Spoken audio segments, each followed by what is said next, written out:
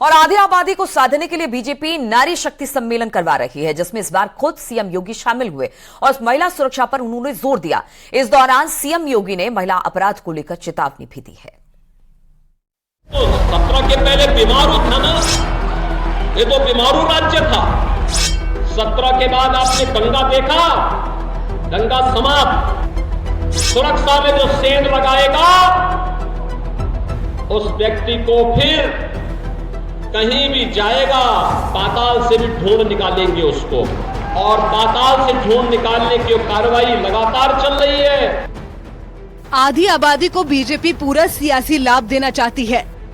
महिलाओं की सुरक्षा के लिए योगी सरकार बेहतर माहौल तैयार कर रही है, जिससे वादे भी पूरे हो और महिलाओं की भागीदारी भी सुनिश्चित हो।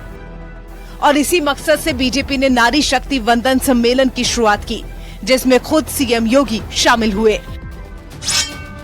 इस दौरान सीएम योगी ने एक बार फिर अपराधियों को चेतावनी दी और साफ शब्दों में कहा, अगर महिला अपराध की कोशिश हुई तो उसे पाताल से भी ढूंढ कर निकाल लिया जाएगा। और पाताल से ढूंढ निकालने की कार्रवाई लगातार चल रही है, क्योंकि आधी आबादी सुरक्षित तो प्रदेश सुरक्षित। इस क्रम में लगातार एक और केंद्र और राज्य सरकार की योजनाओं की जानकारी हर एक स्तर पर, गांव पंचायत में, नगर में, वार्ड स्तर पर, स्कूल कॉलेज में उपलब्ध करवाई जा रही है। वहीं सुरक्षा में सेंध लगाने वाले तत्वों पर भी कार्रवाई के लिए प्रभावी एक्शन भी लिए जा रहे हैं। आप सब जानते हैं, अपराध और अपराधियों के प्रति हमारी सरकार की जीरो टॉलरेंस की नीति। सुरक्षा में जो सेंध लगाएगा उस व्यक्ति को फिर कहीं भी जाएगा पाताल से भी ढूंढ निकालेंगे उसको, और पाताल से ढूंढ निकालने की कार्रवाई लगातार चल रही है।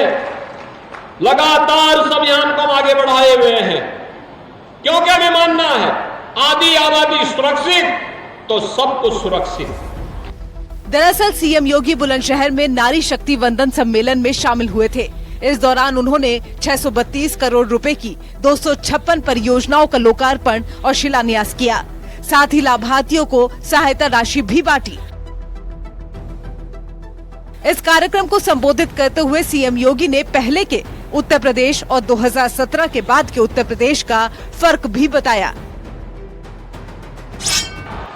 आखिर उत्तर प्रदेश तो 17 के पहले बीमारू था ना, ये तो बीमारू राज्य था। यहाँ तो अराजकता की स्थिति थी, दंगे होते थे, अव्यवस्था फैलती थी, बेटियां स्कूल कॉलेज नहीं जा पाती थी। 17 के बाद आपने दंगा देखा, दंगा समाप्त। अब दंगा नहीं होता यूपी में। उत्तर प्रदेश में सभी 80 सीटों पर भगवा लहराने के लिए महिला वोट बैंक पर पकड़ बेहद जरूरी है। इसके लिए बीजेपी इन दिनों पूरे उत्तर प्रदेश में नारी शक्ति वंदन सम्मेलन करवाने जा रही है, जिसकी शुरुआत हो चुकी है और अब अंजाम तक पहुंचाने की बारी है। दरअसल केवल राज्य सरकारें ही नहीं, बल्कि केंद्र सरकार ने भी महिलाओं को सशक्त बनाने वाली योजनाओं पर जोर दिया है। महिलाओं के लिए योजनाएं 9.6 करोड़ को उज्ज्वला योजना, 27 करोड़ जनधन खाते खोलना, मिशन पोषण और जमा योजनाएं, महिला उद्यमियों को मुद्रा ऋण जैसे कई कदम मोदी सरकार ने उठाए हैं। इन्हीं लाभकारी योजनाओं के मंत्र के साथ अब बीजेपी चुनाव से पहले घर घर दस्तक देने जा रही है। साथ ही नारी शक्ति वंदन सम्मेलन के जरिए भी महिलाओं को सरकारी योजनाओं के बारे में जानकारी दी जा रही है। हम एक बार पुनः आपका अभिनंदन, जिसे मोदी योगी का मास्टर स्ट्रोक बताया जा रहा है और 2024 के चुनावी पिच पर हिट माना जा रहा है। Bureau report, news 18।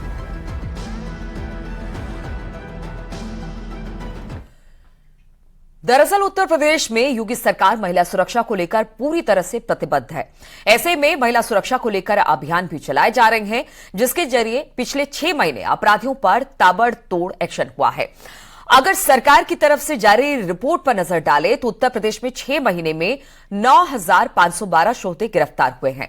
तो वहीं 6 महीने में पूरे उत्तर प्रदेश में 30,76,000 जगहों पर चेकिंग अभियान चलाया गया। इस दौरान शोधों के खिलाफ 7,563 मुकदमे दर्ज किए गए। वहीं 48,92,000 लोगों को चेतावनी देकर छोड़ दिया गया। सबसे ज्यादा आगरा कमिश्नरेट में मंचलों के खिलाफ कार्रवाई हुई, तो दूसरे नंबर पर बरेली और तीसरे नंबर पर लखनऊ जोन रहा। वहीं चौथे नंबर पर गौतम बुद्ध नगर, 5वें पर गाजियाबाद। शोधों के खिलाफ यहां पर भी जबरदस्त एक्शन हुआ। तो भाइयों बहनों, बेटी बचाओ बेटी पढ़ाओ से जो कार्यक्रम प्रारंभ हुआ, आज उसका परिणाम है कि इस पश्चिमी उत्तर प्रदेश की हमारी बेटी पारुल चौधरी और अन्नू रानी एशियन गेम्स में गोल्ड मेडल लेकर के आती हैं। गोल्ड मेडल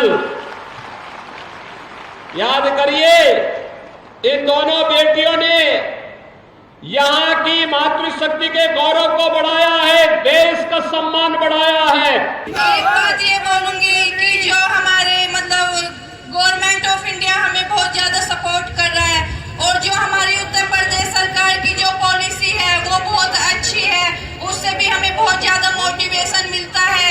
अभी हमारे आदरणीय मुख्यमंत्री योगी आदित्यनाथ जी सर ने कल फिर हमें वो बोला है कि हाँ, जो मेरे एथलीट मेडल जीत के लेके आए हैं, मैं उनको DYSP की नौकरी और 3 करोड़ का सम्मान दूंगा।